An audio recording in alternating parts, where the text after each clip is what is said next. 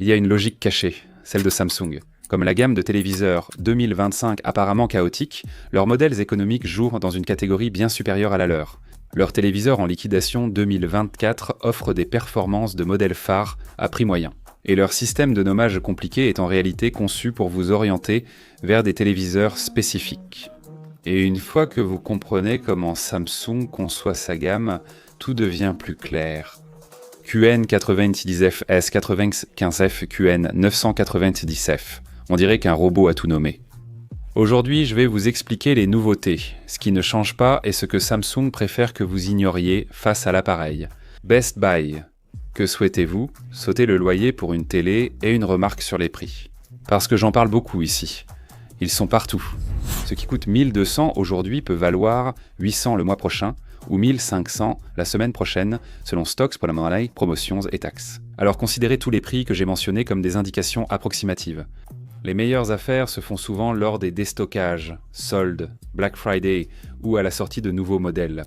Donc la gamme de Samsung n'est pas du tout conçue pour vous aider à choisir le bon téléviseur, elle est faite pour vous pousser vers les modèles les plus chers.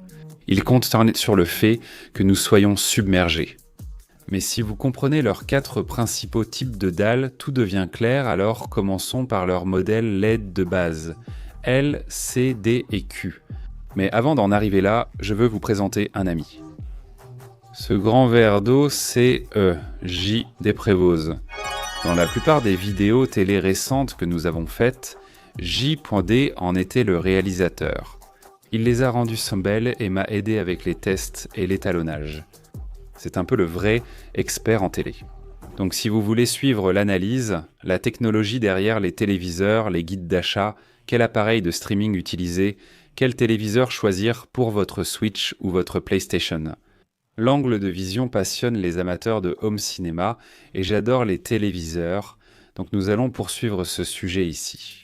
J'aime aussi beaucoup de choses, donc il y a des sujets dont variés ici, mais le home cinéma reste central. Qu'est-ce qu'il a dit?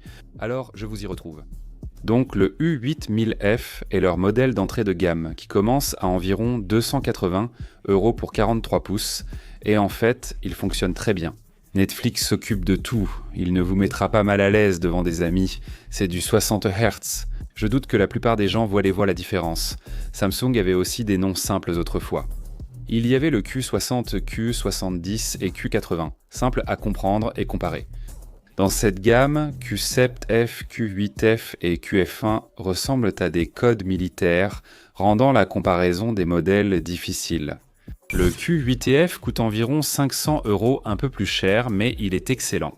Équipé de points quantiques, il offre de meilleures couleurs et un imagerie à grande gamme dynamique plus lumineux que le modèle U8000F.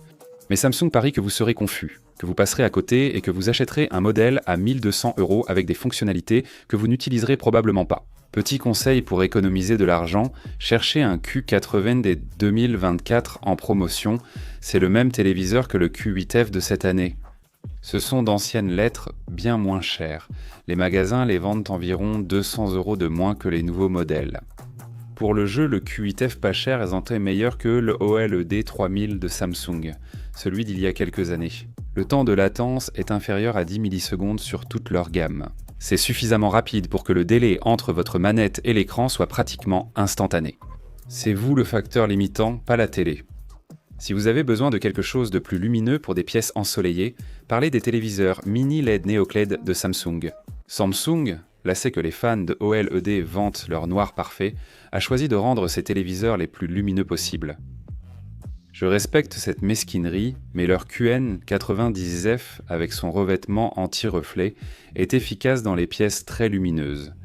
Samsung a en gros dit « Vos noirs parfaits ne servent à rien si vous ne pouvez pas les voir pendant la journée ». Disponible jusqu'à 115 pouces pour ceux qui veulent que même leurs voisins voient ce qu'ils regardent. Mais c'est là que la stratégie de Samsung devient étrange. Ils ont supprimé le QN95D de l'année dernière, même s'il est en fait meilleur que le QN90F, avec plus de zones de gradation, un meilleur traitement, tout ça. Alors pourquoi ont-ils arrêté un téléviseur supérieur? Je crois qu'il coûtait trop cher à produire, alors ils l'ont remplacé par un produit moins coûteux, mais de moindre qualité. Donc si jamais vous trouvez un QN95D encore en stock quelque part, prenez-le, n'hésitez pas. À mon avis, il est meilleur que le nouveau. Et Samsung adore vanter des fonctionnalités de jeu qui comptent à peine. Le QN90F a un taux de rafraîchissement de 144 Hz, ce qui semble incroyable jusqu'à ce que vous réalisiez que la PlayStation 5 et la Xbox ne vont que jusqu'à 120 Hz. Ces 24 Hz supplémentaires ne sont pas vraiment utiles pour le jeu sur console, mais c'est agréable si vous l'utilisez pour jouer sur PC, si c'est ce que vous y connectez. Les modèles mini LED 8K Samsung QN 990F et QN 900F sont superbes, mais restent assez inutiles. Il n'y a pas de contenu 8K, ni Netflix, ni PlayStation ZEC, rien n'est en 8K. À 3 mètres de votre canapé, vous ne verrez aucune différence, même avec du contenu 8K. Ces appareils utilisent de 30% d'énergie de plus que les téléviseurs 4K, entraînent une facture plus élevée, un salon plus chaud, sans réel avantage. Optez pour un excellent téléviseur 4K si vous recherchez la meilleure qualité d'image et que le budget n'est pas une contrainte. Parlons de la gamme OLED de Samsung, donc le S95F est le meilleur OLED de Samsung. Il atteint une luminosité incroyable de 4000 nits. Il est livré avec des avertissements pour les yeux et coûte plus cher que certaines voitures. Sauf si vous jouez dans une serre ou voulez une télé qui chauffe, vous n'en avez sans doute pas besoin. Le S95D 2024 reste incroyable et Samsung en est conscient. C'est pourquoi ils ont rendu le nouveau moins cher que l'ancien à son lancement, ce qui pour moi veut dire « on vous a surfacturé l'année dernière, merci d'avoir payé le prix fort ». Si tu trouves une bonne affaire sur un S95D, saisis-la. La différence entre l'ancien et le nouveau est vraiment minuscule. Le S95F offre un taux de rafraîchissement de 165 Hz, ce qui est impressionnant. Comme je l'ai dit, les consoles sont limitées à 120, donc ces 45 Hz en plus sont inutiles. Les deux vont utiliser des dalles Quantum Dot OLED, elles vont offrir des noirs parfaits et des couleurs incroyables. Le revêtement anti-reflet est efficace en pièces lumineuses, sans affecter les performances en jeu dans l'obscurité. Les deux prennent en charge le variable refresh rate et ont un temps de latence extrêmement faible. Et je pense que ce sont parmi les meilleures télévisions que vous pouvez acheter, mais c'est probablement exagéré pour la plupart des gens. Samsung propose aussi les modèles OLED S86F et S85F à un prix plus accessible. Mais il y a un énorme piège. Selon la taille et la région, ils utilisent des dalles différentes. Certains ont d'excellentes Quantum Dot OLED, d'autres des WOLED plus classiques. C'est en gros une loterie des dalles, ce qui est agaçant quand on dépense des milliers d'euros. Je trouve les téléviseurs lifestyle de Samsung, surtout le frame, vraiment différents. Le frame était particulièrement cool à l'époque. Visuellement superbe, mais en réalité une catastrophe. Les gens l'ont acheté pour l'apparence, puis ont dû l'utiliser comme télé. C'était comme voir du contenu derrière un verre dépoli. Samsung lance le Frame Pro, qui résout la plupart des problèmes avec la puce NQ. 4 Gen 3 et une qualité d'image bien supérieure. Et avec le boîtier One Connect sans fil, il va cacher tous vos câbles. Vous montez la télé, elle est bien à plat contre le mur et vous rangez le câble ailleurs. Ça ressemble à une véritable œuvre d'art, mais attention à ce point sur l'aspect artistique. La plupart des œuvres d'art que vous allez vouloir sont derrière un paywall, ce que je trouve complètement absurde.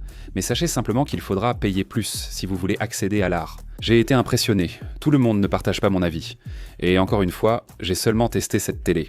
Je n'ai pas utilisé comme télé principale. Des amis de la chaîne et Quinn Nelson de Snazzy Labs ont trouvé l'interface du Frame Pro lente et moins performante que la gamme principale de Samsung. Comme je l'ai dit, je n'ai ressenti aucune lenteur dans l'interface. Il est important de noter que si vous venez d'une télévision Samsung haut de gamme, le Frame Pro peut paraître un peu plus lent. Chacun a une tolérance différente à la réactivité de l'interface utilisateur. Vous avez un rétro-éclairage mini LED par les bords, sans gradation complète comme sur les vraies télévisions Samsung. Donc, même si c'est mieux que les anciens modèles Frame, ne vous attendez pas au même contraste que leur téléviseur, Neo Quantum Dot Light Emitting Diode classique. C'est suffisant tout en étant élégant. Vous payez toujours plus pour l'aspect artistique que pour la performance pure. Il supporte 144 Hz et ressemble à une œuvre d'art éteinte. Si vous voulez jouer dans votre salon, c'est parfait. Sachez simplement que vous payez plus pour le design que pour la performance.